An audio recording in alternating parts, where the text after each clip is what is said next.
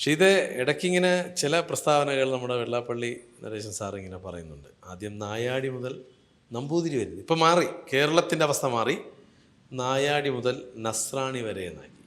ഇപ്പോൾ അതാണിപ്പോൾ സോഷ്യൽ മീഡിയയിൽ ഇങ്ങനെ ഒരു ചർച്ചാ വിഷയമായിക്കൊണ്ടിരിക്കുകയാണ്. കേരളത്തിൽ വരാൻ പോകുന്നത് വലിയ മാറ്റത്തിൻ്റെ ശംഖുലിയായി തോന്നുന്നുണ്ടോ? മാറ്റത്തിൻ്റെ പ്രത്യേകിച്ച് പറയാൻ കാരണം ഈ ഇലക്ഷൻ വരാൻ പോകുന്നത്, പഞ്ചായത്ത് ഇലക്ഷൻ, തദ്ദേശ സ്വയംഭരണ സ്ഥാപനങ്ങളുടെ ഇലക്ഷൻ വരുന്ന സമയത്താണ് ഈ ഒരു മാറ്റത്തിൻ്റെ ശങ്കുലി എന്ന് വേണമെങ്കിൽ പറയാം. അത് എത്രത്തോളം പ്രായോഗിക തലത്തിൽ വരും എന്നതും നമ്മൾ കാണേണ്ട കാര്യം തന്നെയാണ്. പക്ഷേ നമ്മുടെ കേരള രാഷ്ട്രീയത്തിൽ വെള്ളാപ്പള്ളി നടേശൻ പറയുന്ന വാക്കുകൾക്ക് അതിൻ്റെതായ പ്രാധാന്യമുണ്ട്. അത് മറ്റ് സമുദായ നേതാക്കൾ പറയുന്നതിനേക്കാൾ ഒരുപടി മുന്നിലാണ്. വോട്ടിംഗ് ശതമാനം കൂടുതലാണ്. മാത്രമല്ല അദ്ദേഹം ഉള്ള കാര്യം പലപ്പോഴും തുറന്നു പറയുന്ന ഒരു നേതാവ് തോന്നിയിട്ടുള്ളത്. പക്ഷെ പല കാര്യത്തിലും എനിക്ക് വ്യക്തിപരമായി പല വിയോജിപ്പുകളുണ്ട്. ശബരിമല വിഷയമൊക്കെ വന്ന സമയത്തൊക്കെ വിയോജിപ്പുകളുണ്ട്. പക്ഷേ നമ്പൂതിരി മുതൽ നായാടി പോയി ഇപ്പോൾ നസ്രാണി, അത് എന്തുകൊണ്ടാണ് എന്ന് എനിക്ക് മനസ്സിലാക്കാൻ സാധിക്കുന്നത് ഒരു ഹിന്ദു ക്രൈസ്തവ ഏകീകരണം കേരളത്തിൽ ഉണ്ടായിട്ടുണ്ട്. അത് പൊതുവിൽ തൃശ്ശൂർ തെരഞ്ഞെടുപ്പ് ഒരു ഹിന്ദു പാർട്ടി എന്നത്, അതായത് CPM ആണ് കേരളത്തിലെ ഹിന്ദു പാർട്ടി അല്ലേ? അതെ. BJP ഇന്ത്യയിലെ ഹിന്ദു പാർട്ടി എന്നതിനപ്പുറത്ത് കേരളത്തിൽ അതൊരു ഹിന്ദു പാർട്ടി ആയിട്ട് വളർന്നിട്ടില്ല. കേരളത്തിലെ ഹിന്ദു പാർട്ടി അതെന്നും CPM തന്നെയാണ്. തീർച്ചയായും. അപ്പം അവിടെ ഭൂരിപക്ഷ സമൂഹം എപ്പോഴും സമുദായം അല്ലെ സമൂഹം CPM-നൊപ്പമാണ് നിൽക്കാറുള്ളത്. പക്ഷെ ആ ഒരു തീരുമാനം അല്ലെങ്കിൽ തുടർന്ന് വന്ന രാഷ്ട്രീയം അല്ലെങ്കിൽ വോട്ടിംഗ് പാറ്റേൺ മാറിയ തെരഞ്ഞെടുപ്പാണ് കഴിഞ്ഞ തവണ തൃശ്ശൂരിൽ കണ്ടത്. തൃശ്ശൂരിൽ അത് വിജയമായേ എന്നുള്ളൂ. മറ്റൊരു സ്ഥലങ്ങളിൽ ആലപ്പുഴയാണെങ്കിലും ആറ്റിങ്ങിലാണെങ്കിലും മറ്റ് 11ഓളം മണ്ഡലങ്ങളിൽ ഒന്നാം സ്ഥാനത്തും രണ്ടാം സ്ഥാനത്ത് വളരെ ചെറിയ സംഖ്യയിലാണ് NDA അല്ലെങ്കിൽ BJP എത്താൻ സാധിച്ചു. മാത്രമല്ല ഈ ചില പ്രത്യേക പ്രശ്നങ്ങൾ അല്ലെങ്കിൽ സംഭവങ്ങൾ, അത് പ്രത്യേകിച്ച് ചില മതവിഭാഗങ്ങൾ, പ്രത്യേകിച്ച് ക്രിസ്ത്യൻ മതവിഭാഗങ്ങളും ചില ആളുകൾ, അതായത് ചില സംഘടനകൾ എന്നേ പറയാൻ സാധിക്കുള്ളൂ. നമുക്ക് അങ്ങനെ അടച്ചാക്ഷേപിക്കുന്ന തരത്തിൽ ആ രീതിയിൽ പറയുന്നതിനോട് എനിക്ക് താല്പര്യമില്ല. കാരണം STPI, പോപ്പുലർ ഫ്രണ്ട്, അത്തരം ചില സംഘടനകൾ ചിലയിടങ്ങളിൽ നടത്തി വന്ന ഇവർക്കെതിരെ, അതായത് ക്രൈസ്തവ സമൂഹത്തിനെതിരെ നടത്തി വന്ന ചില പ്രശ്നങ്ങൾ, അല്ല അതില് ലവ് ജിഹാദ് ഒരു വലിയ ഘടകമായിരുന്നു. ഇല്ല എന്ന് സർക്കാർ പറയുമ്പോഴും പിന്നെ ക്രിസ്ത്യൻ സമൂഹം അത് വിശ്വസിക്കാൻ തയ്യാറല്ല. അത് ഒരു യാഥാർത്ഥ്യം തന്നെയാണ്. കോടതിയിലെത്തിയപ്പോൾ ആ കേസ് തള്ളിപ്പോയത് ആ ഒരു പേരിൽ വെച്ചാണ്, ലവ് ജിഹാദ്. അങ്ങനെയൊരു സംഭവം ഇല്ല എന്ന് കോടതിക്ക് പറയാൻ സാധിക്കുള്ളൂ. കാരണം ആ ഒരു പേരിട്ടിട്ടല്ലോ ഒരു മിഷൻ ചെയ്യുന്നത്. നമ്മൾ പറയുന്നത് ആ ലവ് ജിഹാദ് എന്താണ്, പെൺകുട്ടികളെ മതം മാറ്റാൻ വേണ്ടി മാത്രം പ്രണയം നടിച്ച് അവരുടെ ജീവിതം പിന്നീട് നശിപ്പിക്കുന്ന തരത്തിലേക്ക് കാര്യങ്ങൾ എത്തുന്നു എന്നാണ് ആ ഒരു വിഷയത്തിൽ ഒരു ആരോപണം വന്നത്. ആ വിഷയത്തിൽ പാലാ ബിഷപ്പ് ഒരു പ്രസ്താവന നടത്തി. നർക്കോട്ടിക് ജിഹാദ് എന്ന ഒരു പ്രശ്നമുണ്ടായി, ആരും ഇടപെടുന്നില്ല എന്നതായിരുന്നു അവരുടെ ഒരു വിഷയം. ക്രൈസ്തവ സഭകളുടെ ചെറിയ ശതമാനം ആളുകളെങ്കിലും പ്രതികരിച്ചു തുടങ്ങിയത് അങ്ങനെയാണ്. പിന്നെ ഈ പാലാ, ഈരാറ്റുപേട്ട ആ മേഖലകളിൽ ഈ ബിഷപ്പ് ഹൗസിലേക്ക് STPI പോലുള്ള സംഘടനകൾ മാർച്ച് നടത്തുകയും വലിയ രീതിയിലുള്ള പ്രതിഷേധങ്ങൾ അവരുടെ ഭാഗത്തു നിന്നും ഉണ്ടാവുകയും ചെയ്തു. അവിടെ ഇടത് വലത് മുന്നണികൾ അല്ലെങ്കിൽ ആ ഒരു നേതൃത്വം ഒരു പ്രതികരണവും നടത്തിയില്ല എന്നതും യാഥാർത്ഥ്യമാണ്. അത്തരം പ്രശ്നങ്ങൾ വരുമ്പോൾ ഏറ്റവും ഒടുവിൽ മുനമ്പം വരെ എത്തിയിരിക്കുന്ന പ്രശ്നങ്ങൾ, അതിന് തുടർച്ചയെന്നോണം നിരവധി പ്രശ്നങ്ങളുണ്ട്. ഒരു പുരമത്ത് പറയുന്നത് നമ്മുടെ വഖഫിന്റെ വിഷയത്തിൽ സർക്കാരുകൾ കാണിക്കുന്നത് അലംഭാവം അത് ക്രൈസ്തവ സമൂഹത്തിന് എതിരായിട്ടുള്ള ഒരു അലംഭാവം തന്നെയാണ്.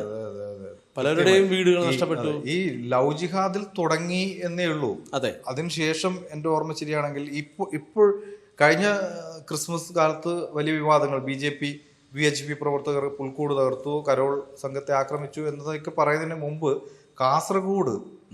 കാസർഗോഡും ഇതേ ഒരു സംഭവങ്ങൾ ഉണ്ടായിട്ടുണ്ട്. കാസർഗോഡ് രണ്ടോ മൂന്നോ വർഷം മുമ്പാണെന്ന് എനിക്ക് തോന്നുന്നു. ഇതേപോലെ ഒരാൾ, ഒരു പ്രത്യേക മത വിഭാഗത്തിൽപ്പെട്ട ഒരാൾ, പേര് പറയുന്നില്ല, ആളാണ് അറസ്റ്റിലായത് ഈ ഒരു സംഭവത്തിൽ. പുൽക്കൂട് തകർക്കുകയും ഉണ്ണിയേശുവിന്റെ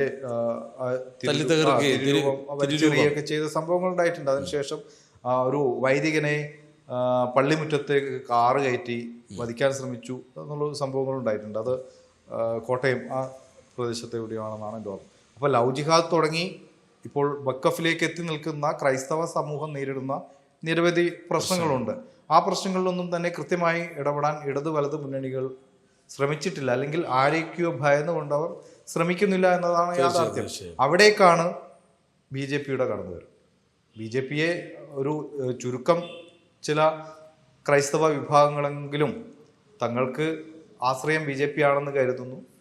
ആ രാഷ്ട്രീയമാണ് ഇപ്പോൾ വെള്ളാപ്പള്ളി നടേശൻ പറയുന്നത്. അതിൽ മറ്റൊരു വിവേചനത്തിന്റെ ഒരു പ്രശ്നം കൂടെ ഉണ്ട്. അതായത് ന്യൂനപക്ഷ അവകാശങ്ങൾ. ന്യൂനപക്ഷം എന്ന് പറയുന്നത് ഇവിടെ പലപ്പോഴും ഈ ക്രൈസ്തവ സഭകളിലെ ചിലരെങ്കിലും, പ്രത്യേകിച്ച് കാസ പോലുള്ള സംഘടനകൾ, അവരാണ് ഇതിന്റെ മുമ്പിലുള്ളത്. ഇത്തരം വിഷയങ്ങളൊക്കെ തന്നെ ഉയർത്തിക്കൊണ്ടുവന്നതും കാസയാണ്. അത് നമ്മൾ എടുത്തു പറയേണ്ടതാണ്. അപ്പം ഈ ന്യൂനപക്ഷങ്ങൾ എന്ന നിർവചനം തന്നെ കേരളത്തിൽ തെറ്റാണ്. കാരണം ഈ 18(2) അതായത് 20 ആനുകൂല്യങ്ങൾ അല്ലെങ്കിൽ 20 പദ്ധതികൾ ഒരു ന്യൂനപക്ഷ വകുപ്പ് പുറത്തേക്ക് വിടുകയാണ്, അല്ലെങ്കിൽ രൂപീകരിക്കുകയാണെങ്കിൽ, അല്ലെങ്കിൽ പദ്ധതി ജനങ്ങൾക്കായി നൽകുകയാണെങ്കിൽ അതിൽ 18 ഒരു പ്രത്യേക മതവിഭാഗത്തിനും 2 മാത്രം ക്രൈസ്തവ വിഭാഗത്തിനും എന്ന നിലയിലാണ്, ആ ഒരു പാറ്റേണിലാണ് വലിയ വ്യത്യാസം. ആ ഒരു പാറ്റേണിലാണ് കേരളത്തിലെ ഒരു രീതി. ആ രീതിയിലാണ് പോയിക്കൊണ്ട് അത് ക്രൈസ്തവ സഭകളിൽ പലർക്കും വിയോജിപ്പുണ്ട്, അമർഷമുണ്ട്. അത്തരത്തിലുള്ള പ്രശ്നങ്ങളൊക്കെ അത് അഡ്രസ് ചെയ്തത് BJP ആണ്.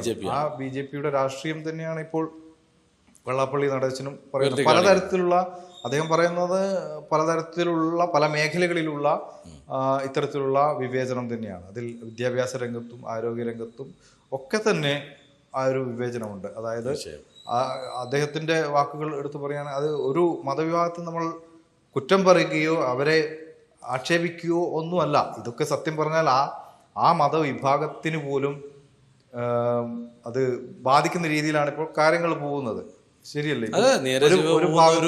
നേരെ ചൊവ്വ ജീവിക്കുന്ന ആളുകൾക്ക് പോലും ഇതൊരു പ്രശ്നമാണ്, അവരുടെ ആ വിഭാഗത്തിൽപ്പെട്ട ആളുകൾക്ക്. പക്ഷെ ആ ഒരു വിഭാഗം അറിഞ്ഞോ അറിയാതെയോ അതിൽ അതായത് ഈ ഇടത് വലത് മുന്നണികൾ സുഖിപ്പിക്കുകയാണ് വോട്ട് ബാങ്ക് രാഷ്ട്രീയം. അത് ഇവരെ തന്നെയാണ് ബാധിക്കുന്നതെന്ന് അവർ പോലും അറിയുന്നില്ല എന്നതാണ് യാഥാർത്ഥ്യം.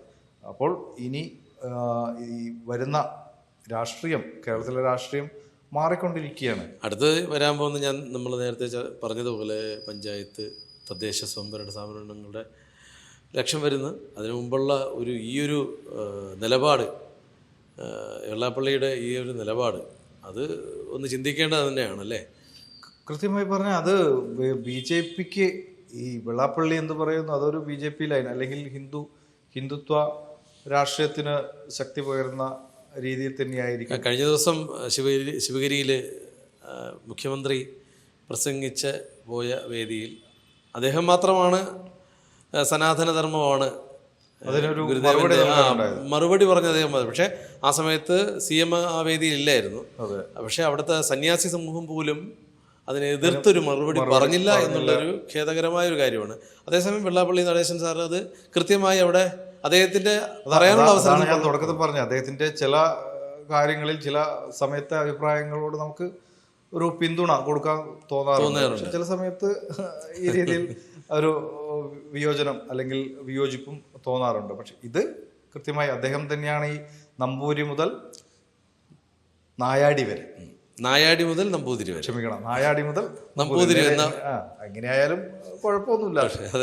ജാതി വ്യവസ്ഥയ്ക്ക് തന്നെ എതിരായിട്ട് അദ്ദേഹം നിൽക്കുന്നു. ഒപ്പം ഇപ്പോ ക്രൈസ്തവ സമൂഹത്തെ കൂട്ടുവാനുള്ള ഒരു ഇതിന്റെ ഒരു ഇതിന്റെ ഒരു തുടക്കമുണ്ട് രാജേഷ്. അത് NSSഉം SNDPയും ഒരുമിച്ച് നിന്ന് തിരുവനന്തപുരത്തൊരു വലിയ ജാഥ, ഒരു വലിയ സംഭവം, മഹാസമ്മേളനം നടത്തിയത് ഓർമ്മയുണ്ടോ? അതെ, പുത്തരിക്കണ്ടം മൈതാനത്ത്. അതെ, ഓർമ്മയുണ്ടോ? അതായത് അന്ന് NSSന്റെ ജനറൽ സെക്രട്ടറി PK നാരായണ പണിക്കറായിരുന്നു. ഇതേ വെള്ളാപ്പള്ളി നടേശനായിരുന്നു SNDP യോഗം ജനറൽ സെക്രട്ടറി. അന്ന് നായർ ഈഴവ ഐക്യം എന്ന് പറഞ്ഞ് ഒരു ഹിന്ദു പാർലമെന്റ് രൂപീകരിച്ചു എന്നൊക്കെ പറഞ്ഞ് അദ്ദേഹം തുടങ്ങിയതാണ്. എന്നും ഒരു ഹൈന്ദവ ഐക്യം, അത് ആരെയും എതിർക്കാനല്ല എന്ന് അദ്ദേഹം തുറന്നു പറയാറുണ്ട്. ഹൈന്ദവ ഐക്യം വേണം എന്ന് പറഞ്ഞ് മുന്നോട്ട് വരുന്ന ആളാണ് വെള്ളാപ്പള്ളി നടേശൻ. അദ്ദേഹമാണ് അന്ന് നായർ ഈഴവ ഐക്യം ഉണ്ടാക്കിയത്. അന്ന് ചില രാഷ്ട്രീയ കുബുദ്ധികൾ അത് പൊളിച്ചു. തീർച്ചയായും. അത് പ്രത്യേകിച്ച് ഈ നായരും ഈഴവനൊക്കെ ഒന്നിക്കുമ്പോൾ ആർക്കാണോ നഷ്ടം വരുന്നത് നമുക്കറിയാലോ. അപ്പൊ അവിടെ അപ്പോൾ ഈ സംവരണം കൊണ്ടുവരും. സംവരണത്തിലാണല്ലോ ഈ ജാതി സംഘടനകളെ. അതെ, അപ്പം അങ്ങനെ ചില സംഭവങ്ങൾ കൊണ്ടുവന്ന് കുത്തിത്തിരിപ്പുണ്ടാക്കി ആണ് അത് പൊളിച്ചത്. പക്ഷെ അദ്ദേഹം അന്നും പറഞ്ഞുകൊണ്ടിരിക്കുന്നു, ഇന്നും അതേ പറഞ്ഞുകൊണ്ടിരിക്കുന്നു. ഇന്ന് ഒരു പടി മുകളിൽ കടന്നുകൊണ്ട് അദ്ദേഹം കൃത്യമായി മനസ്സിലാക്കുന്നു. കാരണം കേരളത്തിലെ ക്രൈസ്തവ സമൂഹം നേരിടുന്ന പ്രശ്നങ്ങൾ, പലതരത്തിലുള്ള പ്രശ്നങ്ങളുണ്ട്.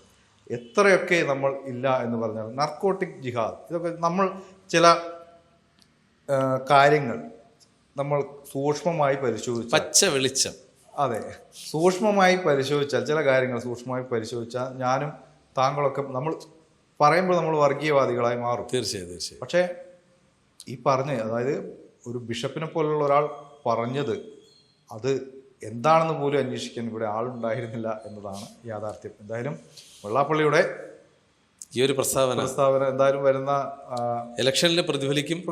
അത് പ്രതിഫലിക്കേണ്ടത് തന്നെയാണ്.